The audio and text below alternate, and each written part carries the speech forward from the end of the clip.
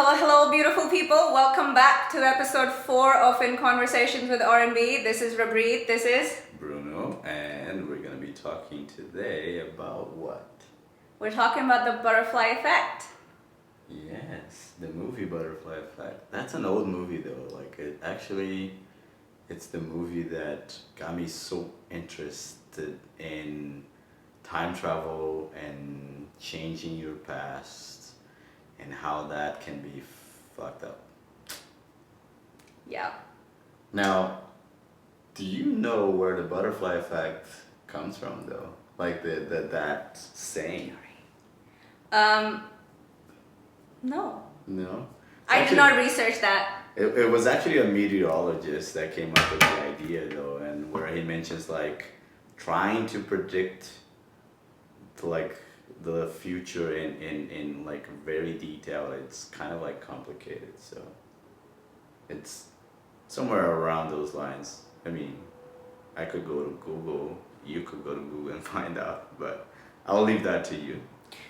Before we begin, this segment we're doing time travel. So the previous segment that you watched was animated movies. Yes. So if you already have not watched the previous 3 episodes, go back, watch it, and come right back again. And it's on the playlist there, so we created a playlist where you can watch the whole segment at once. So do that and jump back. Starting up. Okay, so I will be asking the questions this time again. I got a few too. Oh, there you go. She has a few questions for me too. That's nice. Okay. Now, talking about guys, every time that I'm looking my eyes down here is because I have my notes in here on the iPad, just so you guys understand, okay? Anyways, so Butterfly Effect. What did you think overall about the movie? Traumatic, very jumping timelines, and just how we want to be able to change the past so that our future is better. Yeah. But can we change the past? Can we rewire our brains like that so that the past story says something else so that our future outcomes are different? Well, according to science, maybe we will be doing that in 2060 though. I hope not, okay? I hope not. I mean, not time travel, but like rewiring our brain in the sense of like creating a memory and then just implanting that memory. But that's a scary place to be, don't you think? Rewiring your memories so that you have new memories. Well, yeah, that because like the idea when you rewire your memory and then put a new memory into your like brain per se, the problem with that is, yes, it is a scary idea because is that memory yours? Or is that memories of someone else, that was just implanted to you, right? And then probably not yours because it was implanted to you. But then the thing is, how does your brain would be able to differentiate if it was a memory that was yours or not? That's where it gets blurry, the lines though. But in talking about the movie, my first question to you is, what do you think the movies say about the power of choice? Do we really have a choice? Yeah, that's the thing, right? So like it plays with the free will and determinism. So what do you think?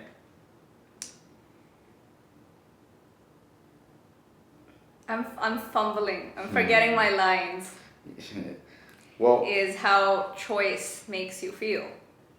Yes, and then but like the movie brings that idea of choosing because I forgot Ashton. Kutcher. Yeah, like his character's name there.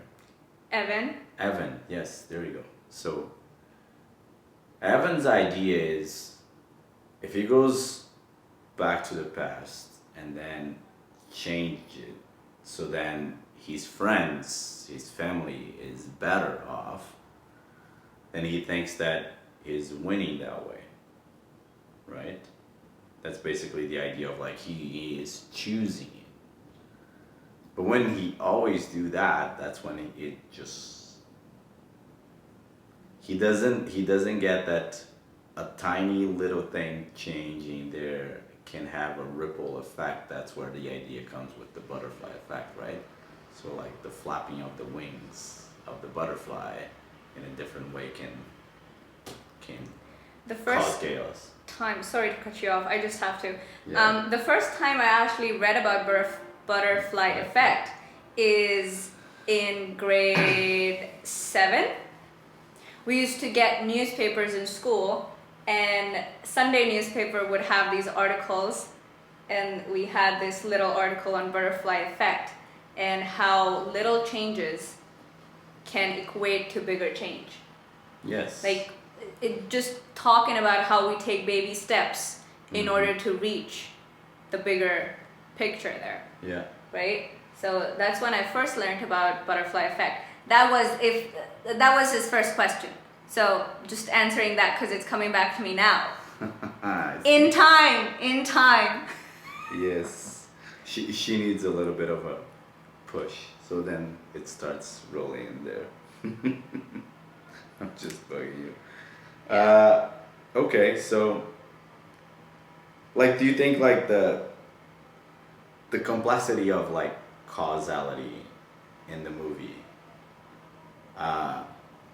Do you think that Evan had free will, or was he just reenacting trauma though? It's the reenacting of trauma for sure. Because when we see the movie, we see that he's just in the present moment. He is so filled with that traumatic experience that the only thing he wants to do is go back and change it all, right? And we see him going back and changing it and then coming back into the present and realizing that, oh, this reality is no better either. Yeah. Right? So what you have now has always been better than what you could get or what you envision yourself to think that, oh, this might have been like that, this could have been like that. But have you guys not felt that way? We all have. What if this was that? What if this was that? Yeah. But in actual reality, we know for the fact that it is now that is better. And it always has been. Well, because the idea of like past and future is that sense of illusion, because there's only the present moment, right? So when you think about the past, that is something that is already gone, you can't change it, so then there's no point for you to fixate on that, I mean. And then when you're thinking too much about the future, about something that hasn't happened yet, you worrying too much, and that's where you might become anxious and you're not actually enjoying the present moment. It's that idea of what is going to happen tomorrow. Yeah. I need to do this today so that this does not happen tomorrow. But in that sense of thinking about tomorrow all the day, all the time, we forget to exist in present.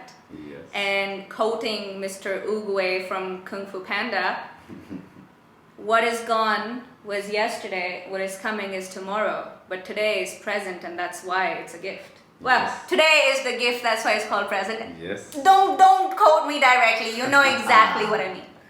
Yeah, and then if you think about it, like, because Evan, when he's acting on his free will per se, of like, I'm gonna go back and then change that, so then, but what was her name again? I forgot now. But spoiler alert, if you guys remember the movie, you remember that she commits suicide. And then he decided to go back and change that. Now when he does that to save her, he changes not only her life, but he changes his life too, because then now she's living with him, they're at the university together. But Now he's a jerk though. He's all on like being this rich kid. Even like his roommate doesn't recognize him or anything like it. Thinks that he is, you know, a bully and a jerk and and all of the above. Yeah. And with that, makes you think like whoever you are right now is the result of everything you lived from since you were born all the way to now. Would you really want to change that? Would you really want to be someone else? That's a question for you guys. Would you want to change who you are right now? Yeah. Because I would not want to change who I am right now. I'm actually really happy that I got to make the mistakes that I did. Don't get me wrong, at the moment that you're making the mistakes and you're suffering for it, doesn't feel like that joyful. But then later on, you get to understand that it's part of life, you know, making mistakes and like winning and losses. Like it's all part of the game. So doing all of that and come to a point where like I like where I am, I like who I am, and I enjoy the life that I have. And that's all because of all the things that I went through up to now. And I wouldn't want to change anything. Probably I would not want to lose some of the people that I lost. Like if I could go back and tell them like, don't do this so then you can live longer kind of thing, I would love to, but that's not my life, right? So, and I think the only thing that you best can do is do the things that would affect you mostly and then change the course of your life, but in the sense that you're gonna have a way to reach what you want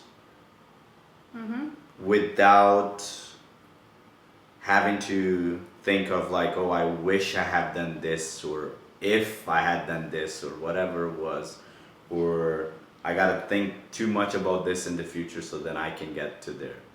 Yes, you have to do planning. It's part of the journey too. But don't forget to live your present moment though.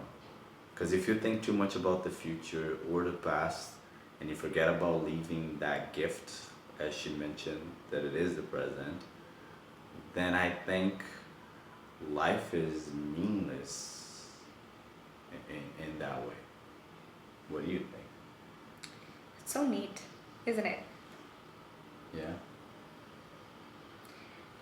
Adding on to that, Yeah. when we say that we are the people of all of our past experiences, I don't know where this quote comes from, but shout out to John Green for writing Looking for Alaska, because there's this line in the book where Miles, the protagonist, it says, we are the sum of all the people we've come across.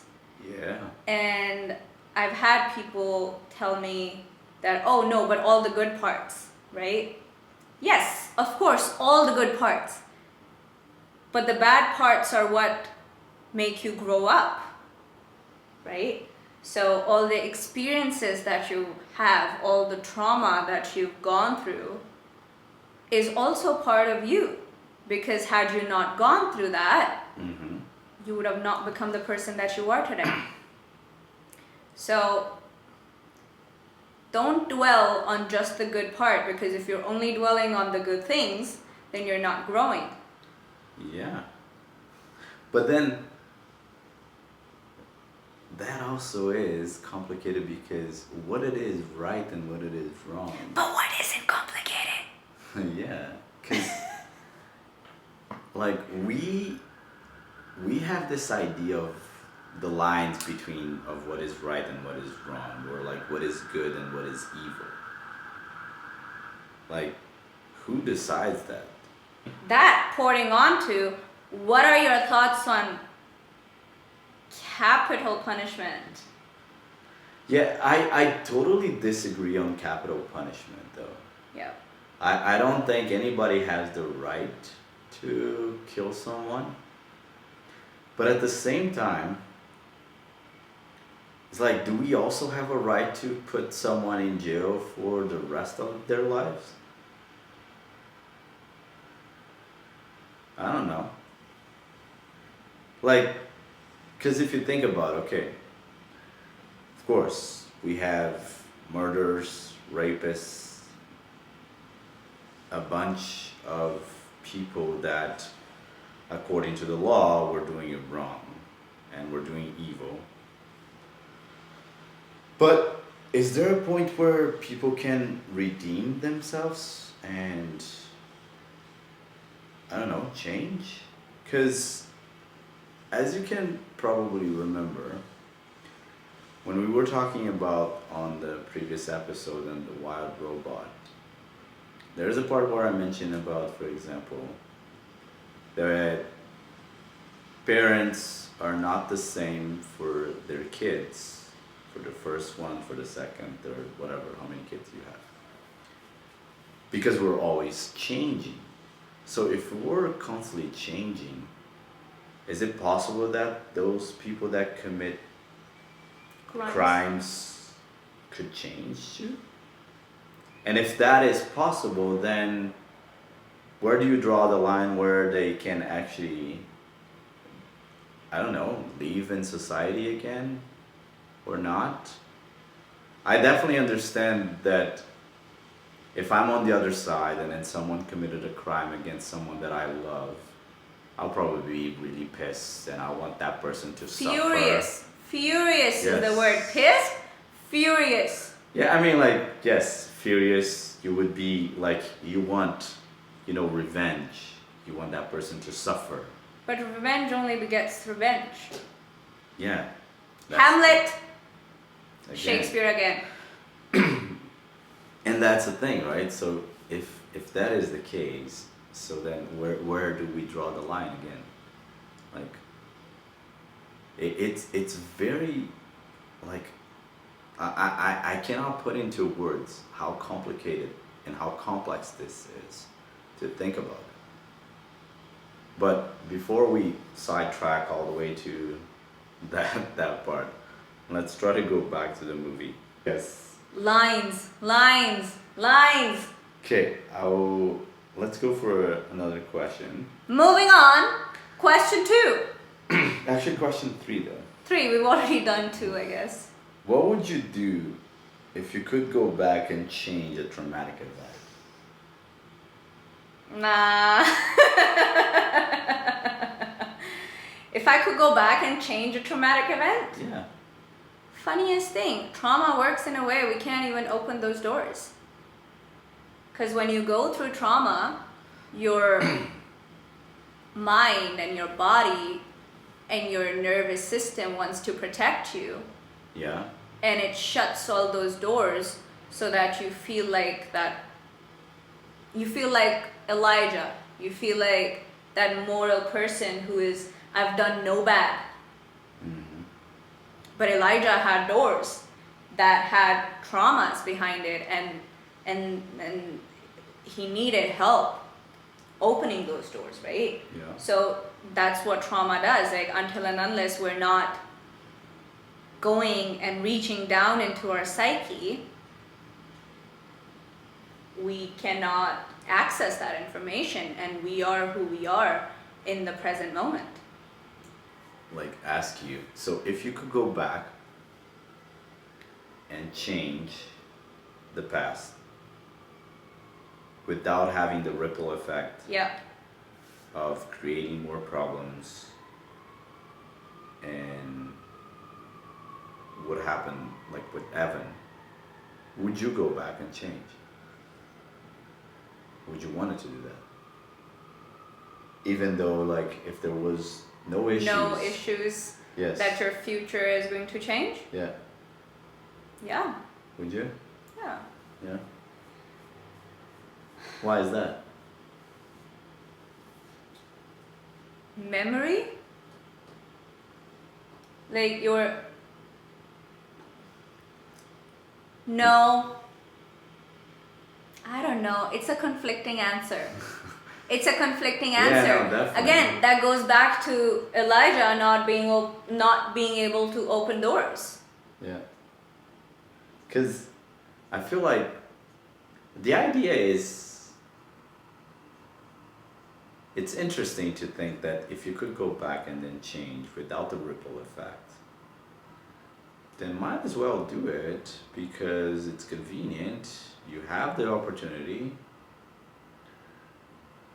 But then somehow I think it would still change you. In the sense of like 100%. you would not be who you are, even though like there would be no effect of like creating problems, chaos, nothing. I think it would still somehow change you. And I think that's why I would not want to go back and then change a traumatic event though. Trauma makes us who we are. Yeah. Funny. Right. Life, eh? How does it even work? Now, with Evan, there is trauma there, and there's the part where it explains a little bit about the repressed memories. Do you think that when he's experiences blackouts, how do you think like actually that relates to like how trauma affect memory though? Trauma affects memories. We're gonna jump back to the same note over and over again. You cannot move forward if you're not getting over what has happened. Yeah. Because there are so many stories linked to just one traumatic event, right? And your trauma begets trauma. And until you heal that trauma, it's gonna keep repeating that cycle of trauma. Yeah. Right? And that's the tragedy. That is the tragedy of trauma, that it only begets itself. It does not change until you put an end to it. And to break the cycle. To break the cycle. Yeah. And that goes back to the idea of how do I get over the trauma? And it's not getting over the trauma, it's going back into your memory palace and searching up those little dots and seeing, why do I act the way that I act in the present moment? What had happened in the past? Yes. And that's why therapy is so important though. Because if you try to like, don't get me wrong, probably there are some people there that actually can do that by themselves. Like revisiting a painful memory and going through that and experiencing that and then being able to resolve that. To like resolve that conflict that is in there. But I think most of us definitely need someone to guide us. And that's where a therapist comes in hand, where they can actually help you out. She's pointing out to me, but I don't know why. We both did psychology here. Well, we both have been each other's therapists ever since our psych class. That is true. So, yes. Both helping one another, you know, talking about what we're talking about today. Yeah. And not getting over, but rewiring. Dealing with life. Rewiring the trauma, getting over that trauma, making that into something that is not traumatic. Yeah, but that doesn't mean that you should not look for a therapist too. I have my own therapist. I have my own therapist. There you go. So like, it's good to have a friend that you can actually listen to you. It's good to have friends from psychology department, you guys. Have friends from psychology department. Yeah. That's why they're studying it.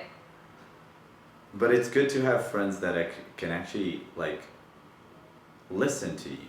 without the judgment, without making whatever you're saying something that it's them or the case, or even like, I don't know, changing the subject, or you know how like sometimes you tell to a friend like, oh, I'm having a headache today, and then maybe your friend would tell you like, oh yeah, you know, like I'm having a headache since like 2 days ago, you know, like I can't stop. It's always kind of like a comparison. That's annoying. That's freaking annoying. Like You just gotta have a good ear. I hate friends like that, to be honest. Those are not friends. Yes, that is true.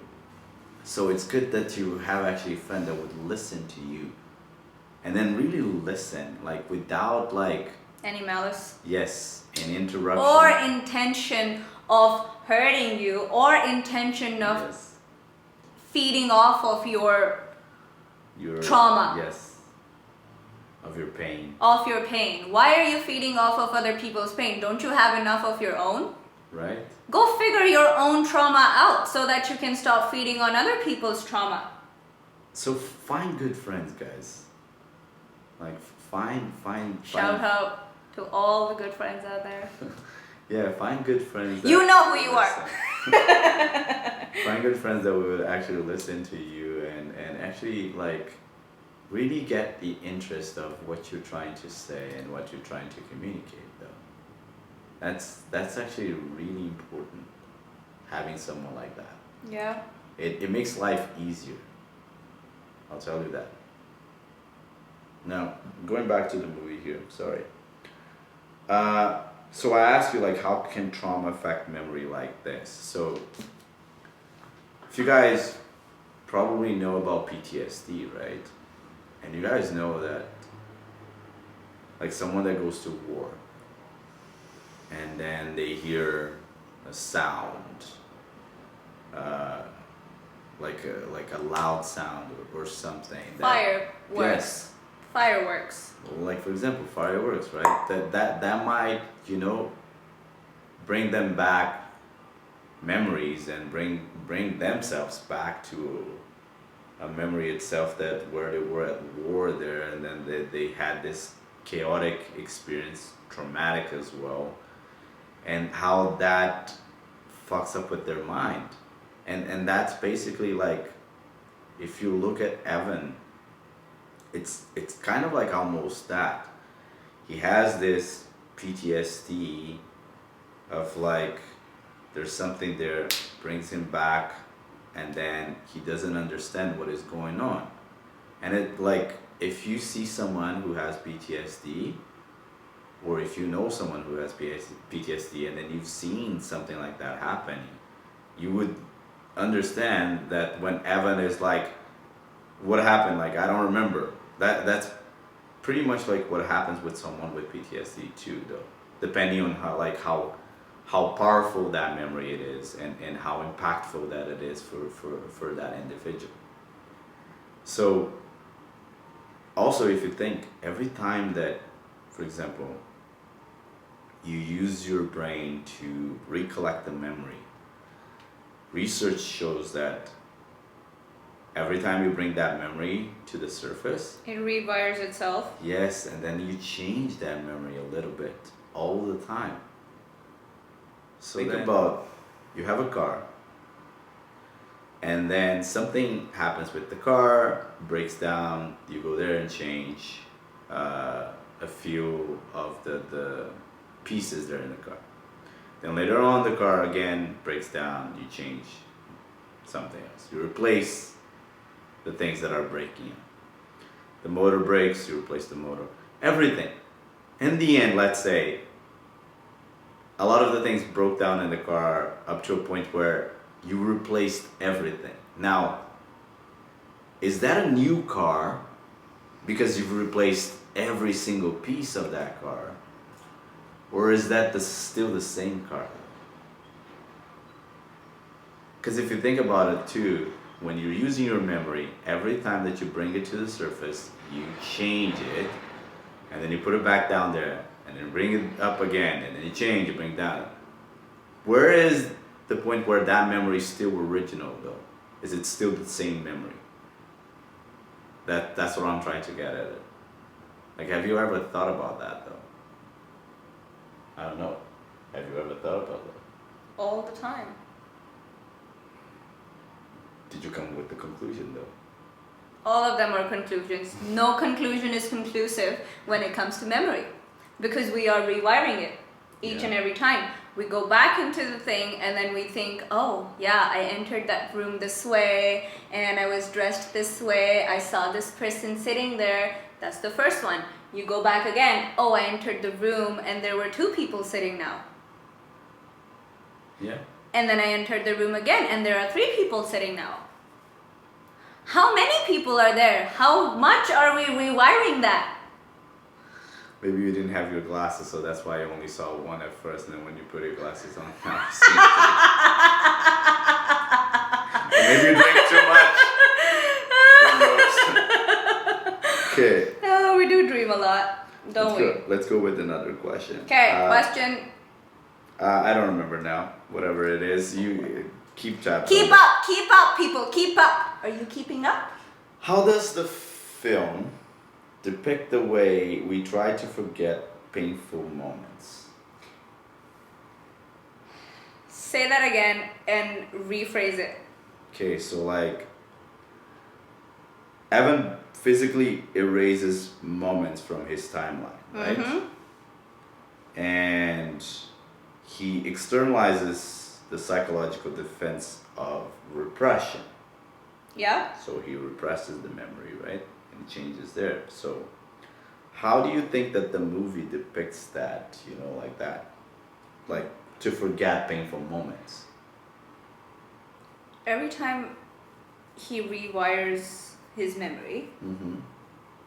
and this is because he does that 4 or 5 times throughout the movie, okay? The first outcome we get is he's happy. Yeah. Okay? He's got his girl back, he's happy with it, he's rich, he's a frat. Is he a frat boy? He's probably a frat boy. Yeah, I think he's a frat boy. But I don't think that was the first time. Well, okay. Maybe it's the second time. It's the second. Well, Whatever. okay, point being, Yes. in the first one, he's happy because that's what he thinks he wants, right? Yes. But then he goes through life and he realizes, oh my God, it's not just her that needed the change, but so did my friends. So he goes back again, comes back again, and he's numb this time, right? There's no feeling, there's nothing there. And you look at this character and you're like, oh my God, 2 minutes ago you were so happy and now you got nothing. Yeah. How does that work?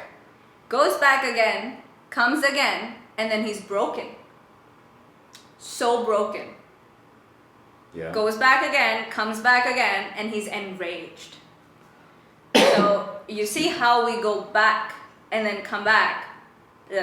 He goes back into his rewiring of memory, comes back, and each time there's a different emotion. Each time he's on a different level of consciousness. Well, each time that he does that, he's basically like, once he's back, he's painful memories that are repressed, it just like becomes bigger and bigger.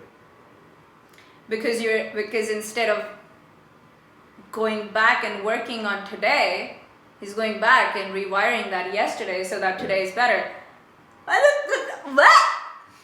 What? Yeah.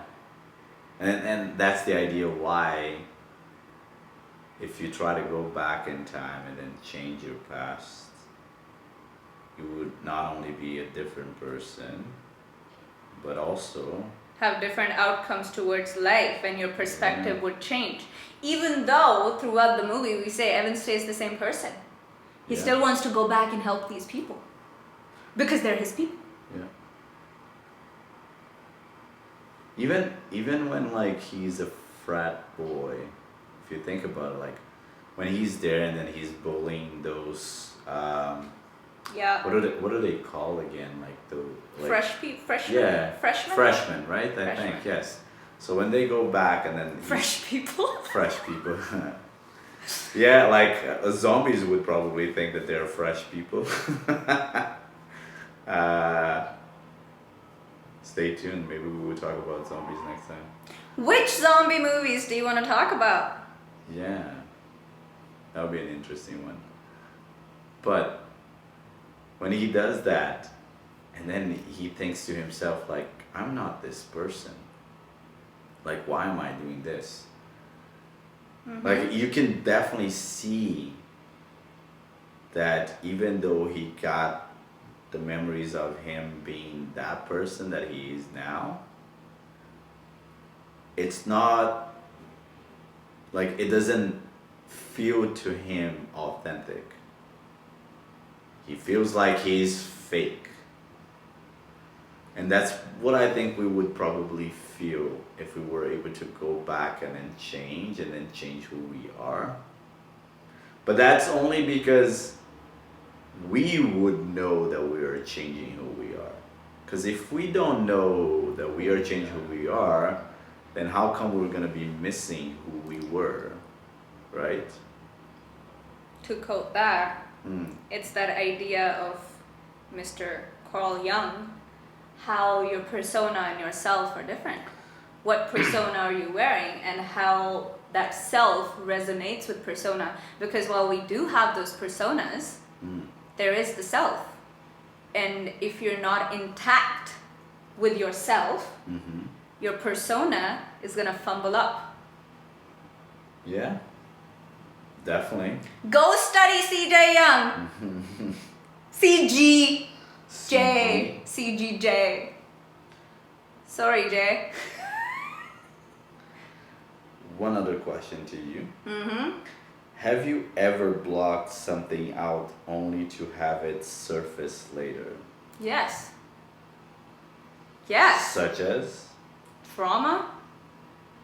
Yeah. And when you brought that to surface, how was it for you? The coping mechanisms took over, and it did not just ruin my insides, but it ruined the reality of me.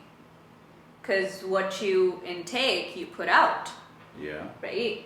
So when your trauma starts to surface, it is so important to have sane coping mechanisms, because when you don't have those sane coping mechanisms, it's very easy to go astray and fall into that pit where you don't want to.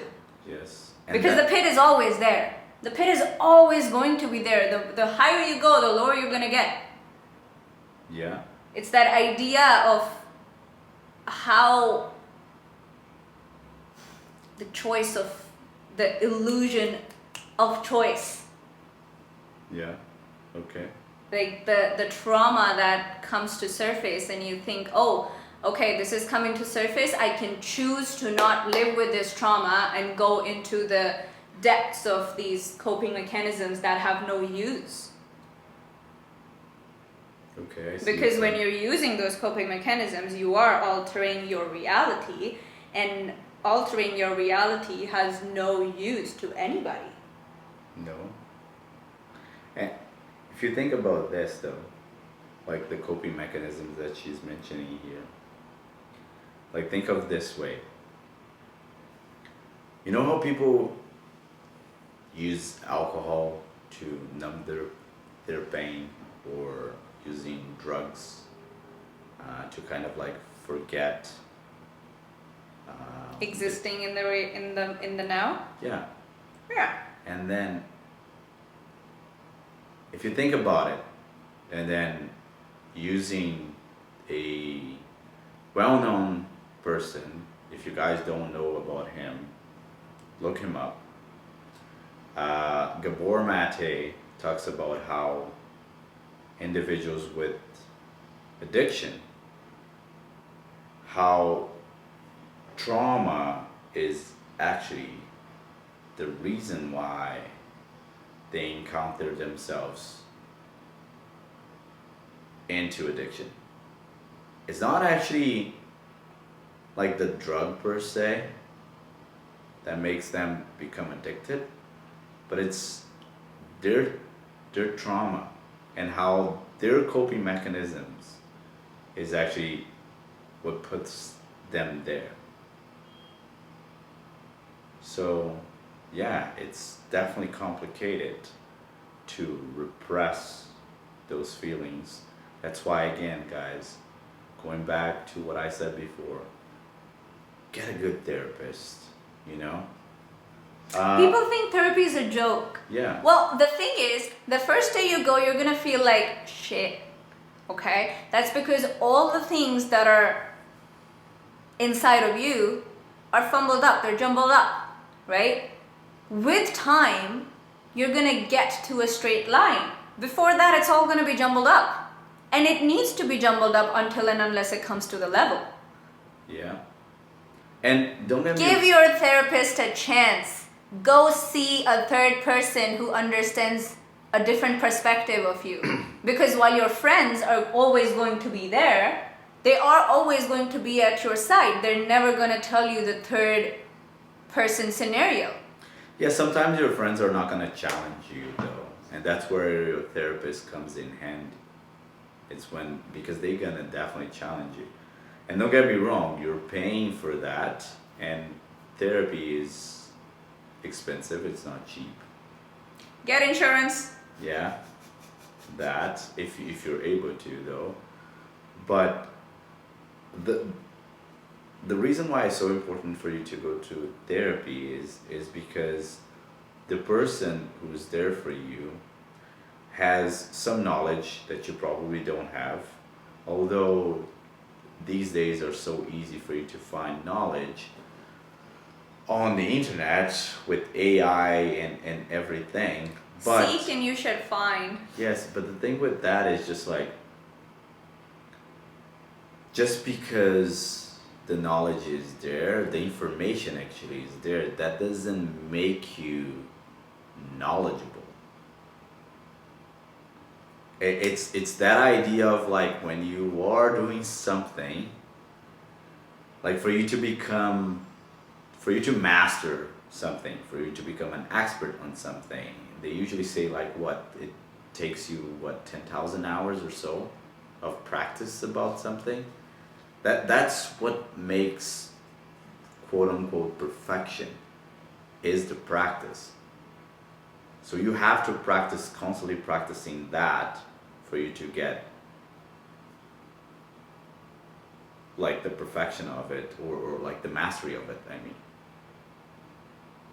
And the therapist goes through those years of school and then getting the knowledge and then using their own perspective and their ideas of life and all of that, and then they can bring different perspectives to you on the table.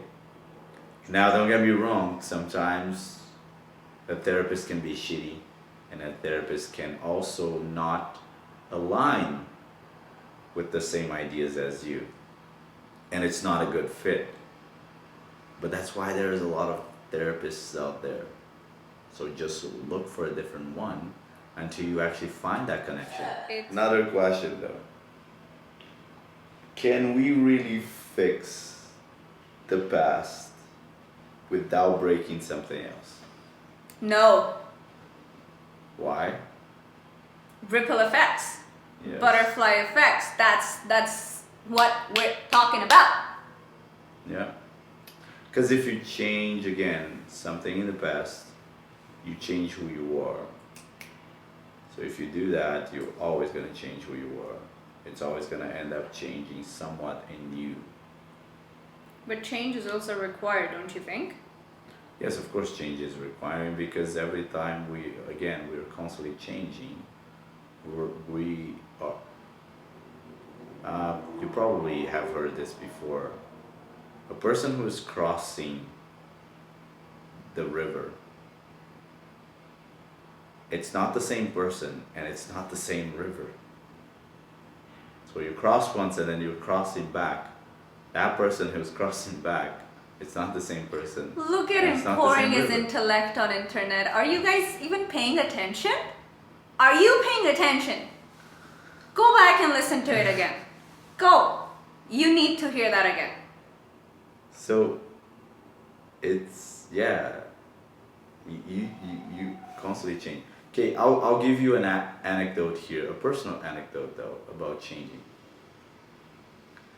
So I used to believe that there was um, a God. Now, it changed for me, and today I don't think that there is a God out there. And don't get me wrong, like I totally respect your opinion to believing that there is a God. And I love studying about religion. And I actually enjoy reading the Bible and reading other religious books as well. Because I feel like that way I can understand better when people are talking about their own religion. I can make more sense of what they're trying to communicate to me. But because I changed my mind about not believing in God, that doesn't mean that later in life I might change it again and start believing that there's still a God out there. I don't know. What But do you think? Yeah. What do you think? but that's basically what I'm trying to say is like we are constantly changing. I changed that idea about myself, but I can also revert it and change it again.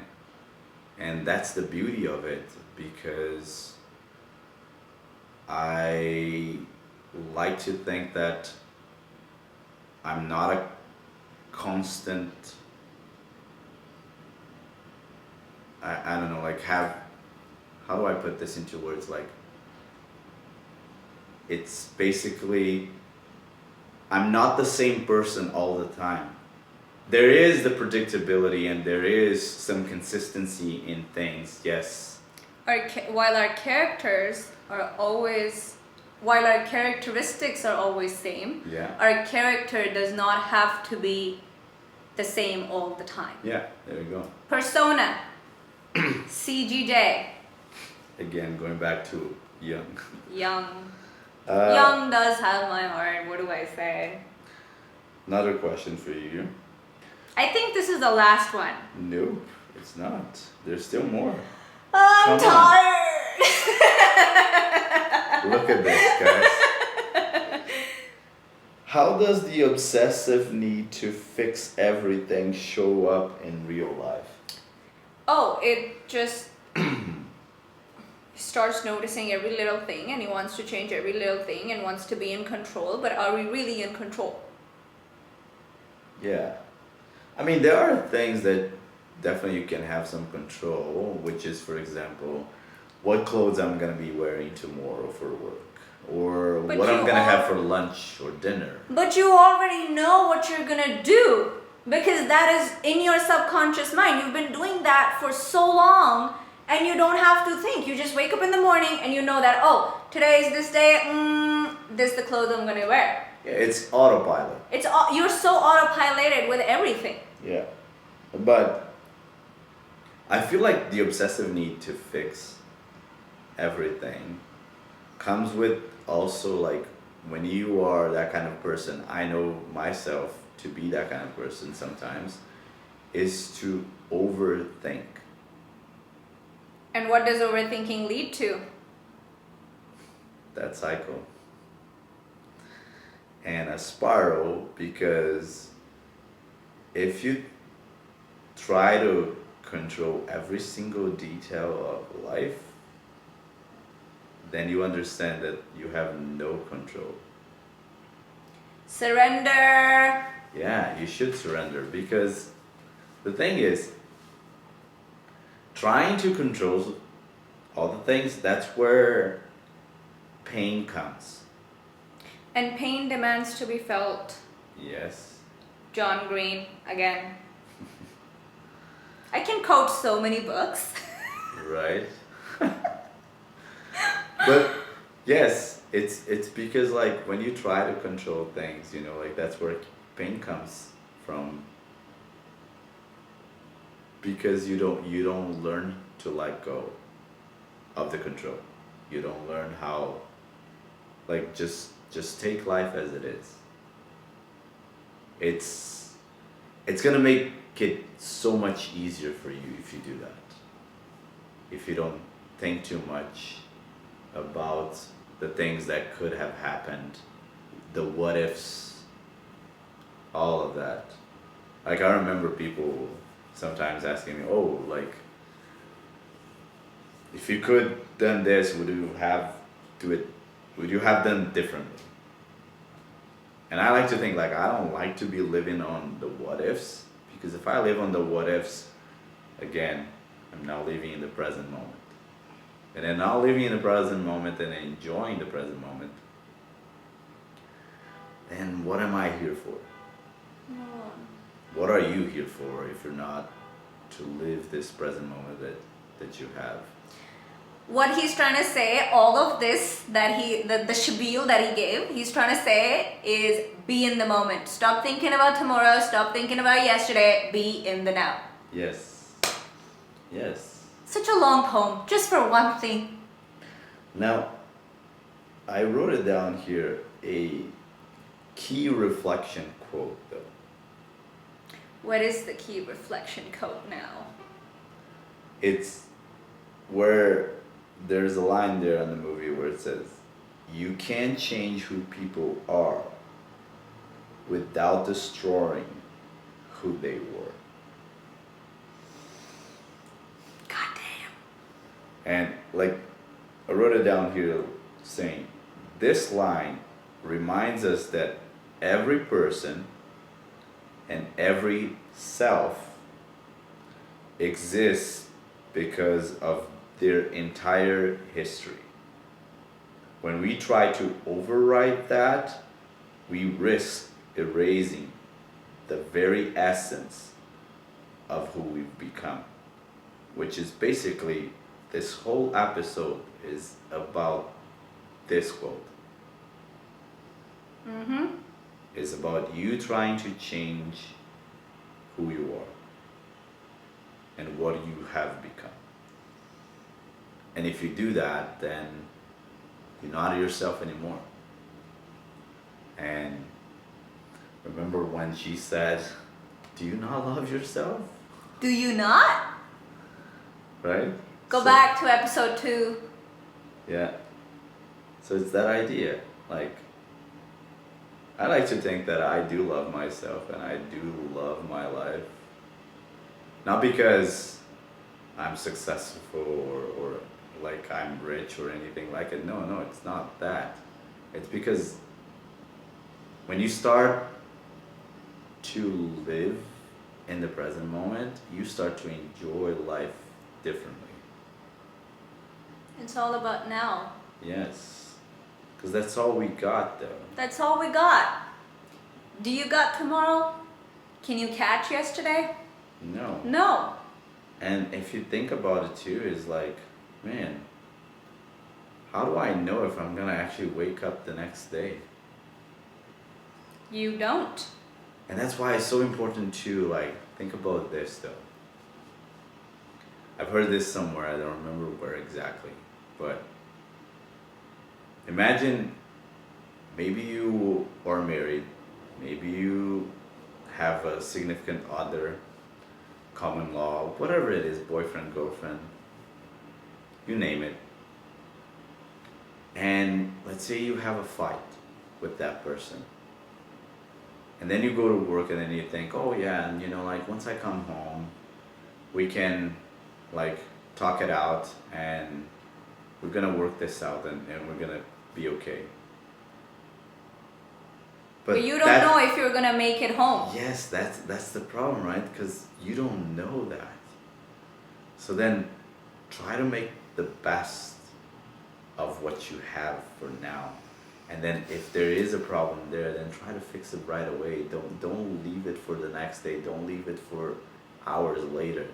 Because you never know if you're actually going to have that time though.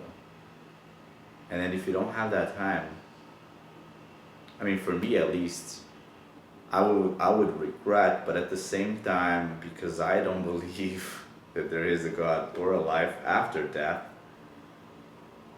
then I don't believe that there is a conscious after. So then that way, if there is no conscious, then I wouldn't know that I died and that I made that mistake. Coming back to Young, you die, you become universal consciousness. Well, that's what she believes, though. That's all those Young fans out there. Support my idea. You know what I'm talking about. It's the collective universal consciousness. Yes. I mean, I like to think that idea too. Like, I hope I'm wrong though. About And what? that there is life after you die. That there is somehow you keep your essence, and I don't know, you're able to continuing thinking and feeling and experiencing. I mean, I love that idea though, don't get me wrong, but I just don't think that that is the case. That's it. I have such a good answer, but that's for the next episode. You gotta tune in for that. Because we're coming with something even greater. Oh, yes. Tell me about it. Okay, so I think we're gonna end up here. Do you have any questions for me though? Because He covered up all the questions. I asked the questions when I needed to, so if you weren't paying attention, go back, rewatch it, and you'll know what I asked. Okay, all right. Well, yeah, I don't think I have any more questions for you here though. That concludes to our episode 4. Thank you for tuning in. That'll be our outro. Like, share, subscribe, comment down below whatever new movies you would like us to talk about. This is Bruno. This is Rabri. she got all the lines and I didn't say any shit. Thank you guys. Appreciate it. Peace. Bye. Bye.